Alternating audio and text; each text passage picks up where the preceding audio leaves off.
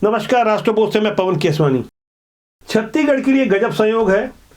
जब छत्तीसगढ़ में भारतीय जनता पार्टी की सरकार के मुखिया विष्णुदेव साय शपथ लेने जा रहे हैं, तो वहीं यूएई से खबर आई कि महादेव सट्टा ऐप का सरगना रवि उप्पल गिरफ्तार हो गया है। दरअसल छत्तीसगढ़ की राजनीति के केंद्र में महादेव सट्टा ऐप बना हुआ था। विधानसभा चुनाव के दौरान भारतीय जनता पार्टी ने अपने आरोप पत्र में 2 सितंबर को इस मुद्दे को रखा था। गृह मंत्री अमित शाह ने खुद दीनदयाल उपाध्याय ऑडिटोरियम से जब अपना आरोप पत्र जारी किया, तब महादेव सट्टा के बारे में स्पष्ट रूप से उल्लेख किया गया था। आरोप लगाए गए थे कि इसे तत्कालीन राज्य की कांग्रेस सरकार का खुला समर्थन प्राप्त है। 2 सितंबर के उस आरोप पत्र के ठीक 2 महीने बाद 2 नवंबर को भारतीय जनता पार्टी ने अपना घोषणा पत्र जारी किया। उसमें भी इसी महादेव सट्टा का उल्लेख था। यहां गौर करने वाली बात यह है कि सीधे सीधे महादेव सट्टा ऐप में भूपेश बघेल सरकार की संलिप्तता पाई गई, क्योंकि ईडी ने जो आरोप पत्र दाखिल किए उस 508 करोड़ के आरोप पत्र में साफ तौर से इस बात का उल्लेख किया गया है, सरकार की संलिप्तता की बात की गई है। सीएम भूपेश बघेल पर उंगलियां उठी। अब जब रवि उप्पल की गिरफ्तारी हो गई है, वह भारत लाया जाएगा तो राज उगलेगा। सौरभ चंद्राकर की लोकेशन भी पता चल गई है, बहुत जल्द ही उसकी भी गर्दन दबोची जाएगी। इन दोनों ही सरगनाओं ने मुझे 1.5 साल पहले 50-50 लाख के यानी कुल 1 करोड़ के मानहानि के नोटिस दिए थे।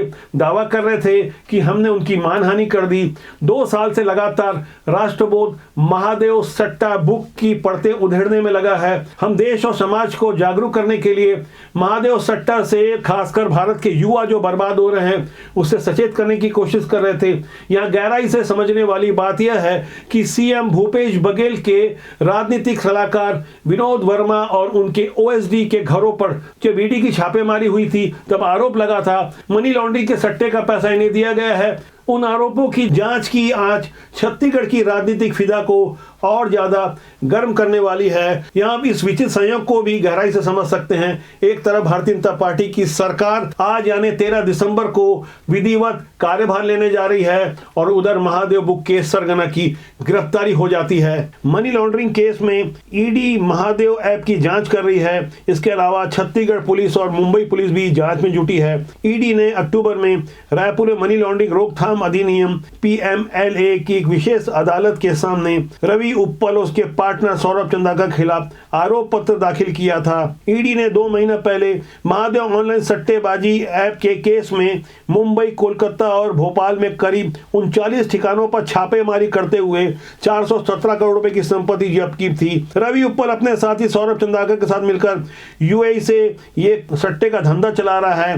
केंद्र सरकार ने 1 महीना पहले महादेव सट्टा ऐप समेत 22 अवैध सट्टेबाजी ऐप और वेबसाइट को ब्लॉक कर दिया था। फिलहाल केंद्रीय प्रवर्तन निदेशालय की मांग पर इंटरपोल ने यूएई में रवि उप्पल को डिटेन किया है और सौरभ चंद्राकर के गिरेबान में हाथ डालने की तैयारी हो चुकी है। यहां गहराई से समझना होगा कि आखिर कैसे 2017 में नौकरी के लिए यूएई गए सौरभ चंद्राकर ने अपने साथ रवि उप्पल को मिलाकर देश भर के हजारों युवाओं को बर्बाद करने के लिए ये सट्टेबाजी का ऐप बनाया। उसके बाद कई छत्तीसगढ़ के नेता, पत्रकार और पुलिस के अधिकारी भी इसमें शामिल हो गए। आपको अच्छी तरह से याद होगा, दुर्ग के एसपी अभिषेक पल्लव लगातार मीडिया के सामने यदा कदा कुछ छोटे सटोरियों को लाते थे, लेकिन हैरान करने वाली बात यह है कि अभिषेक पल्लव भी मान चुके थे, इसमें कई पुलिस वाले भी शामिल हैं, आईजी भी मान चुके थे। एक मोटी जानकारी के अनुसार उस समय के एसपी को पता था कि 30 पुलिसकर्मी इसमें संलिप्त हैं, तो कार्रवाई इक्का दुक्का पर क्यों होती थी। ऐसे में प्रश्न खड़ा होता है, क्या आला अधिकारी की इसमें संलिप्तता थी। कुछ नेताओं के नाम तो सामने आए हैं। एक विधायक के बारे में जानकारी मिली है, पता चला है कि वो महादेव सट्टा ऐप के 15 पैनल चलाता है, जिसने अभी चुनाव में पैसे खर्च किए। फिलहाल वो चुनाव जीत भी चुका है, उसके गिरेबान में भी जल्द हाथ डाला जाएगा। लेकिन यह समझना पड़ेगा कि भिलाई के नेहरू नगर से निकले हुए रवि उप्पल और सौरभ चंद्राकर ने अपने हजारों करोड़ की कमाई वाला यह काम कैसे बड़ा कर लिया। दरअसल सट्टेबाजी ऐप की शुरुआत तो 2017 में ही हो गई थी, लेकिन तब कोई सफलता नहीं मिली। लेकिन 2019 में सौरभ चंद्राकर दुबई गया नौकरी के सिलसिले में। फिर उसने अपने साथ रवि उप्पल को बुला लिया। अपने इस अवैध धंधे को बढ़ाने के लिए उन्होंने 2 तरीके अपनाए। पहला तरीका था सोशल मीडिया मार्केटिंग और इन्फ्लुएंसर के जरिए ऐप को प्रमोट करवाना। दूसरा तरीका था सट्टा लगाने वाले दूसरे ऐप और वेबसाइट को ही सीधे खरीद लेना। इस तरह से धीरे धीरे 4000 के करीब पैनल ऑपरेटर्स का बड़ा नेटवर्क खड़ा कर लिया गया। पुलिस यदा कदा 2, 4, 5 पैनल को पकड़ लेने के बाद अपनी ही पीठ थपथपाती रही, जबकि ऑनलाइन सट्टेबाजी ऐप के जरिए सौरभ चंद्राकर और रवि उप्पल ने देश के करीब 4000 पैनल ऑपरेटर्स का बड़ा नेटवर्क खड़ा कर लिया। हर पैनल ऑपरेटर के पास 200 ग्राहक थे जो सट्टा लगाते थे। इस तरह से रोजाना करीब 200 करोड़ की कमाई करते थे। अपनी इसी काली कमाई से संयुक्त अरब अमीरात में एक बड़ा साम्राज्य खड़ा कर लिया। ईडी ने जब पिछले महीने 39 ठिकानों पर छापेमारी की और 417 करोड़ की संपत्ति जब्त की, इसके बाद सिलसिलेवार तरीके से राज परत दर परत खुलते गए। कुछ मोबाइल बरामद हुए, कुछ डिवाइस बरामद हुई, कुछ आपत्तिजनक वीडियो बरामद हुए। एक विधायक का भी बेहद आपत्तिजनक वीडियो पिछले विधानसभा चुनाव में सामने आया था। दावा किया जा रहा था कि वो अश्लील वीडियो ईडी के माध्यम से ही लोगों तक पहुंचा है। इसमें क्या सच्चाई है, हालांकि जांच का विषय है। अभी ढेर सारी जानकारी राष्ट्रबोध के पास उपलब्ध होने वाली है। अंदर खाने की जो बातें सामने आ रही है वह यह है कि भारतीय जनता पार्टी की छत्तीसगढ़ में सरकार बन चुकी है। अब शिकंजा बहुत तेजी से कसा जाएगा। ढेर सारे सफेद पोश जेल भेजे जाएंगे।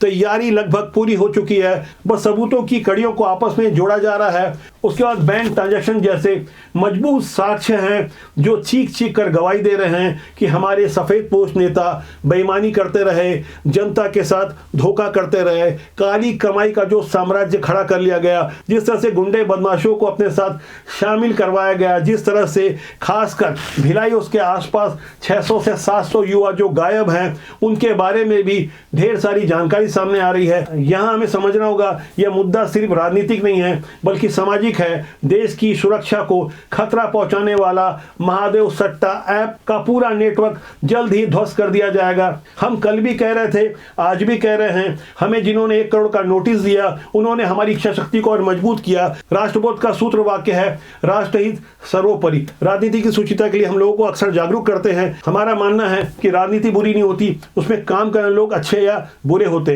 तो आज के लिए इतना ही। मेरा आपसे आग्रह है कि चैनल को देखें, लाइक करें, शेयर करें, सब्सक्राइब करना न भूलें, जिससे आपका और हमारा साथ ज्यादा मजबूती से बना रहे। नमस्कार।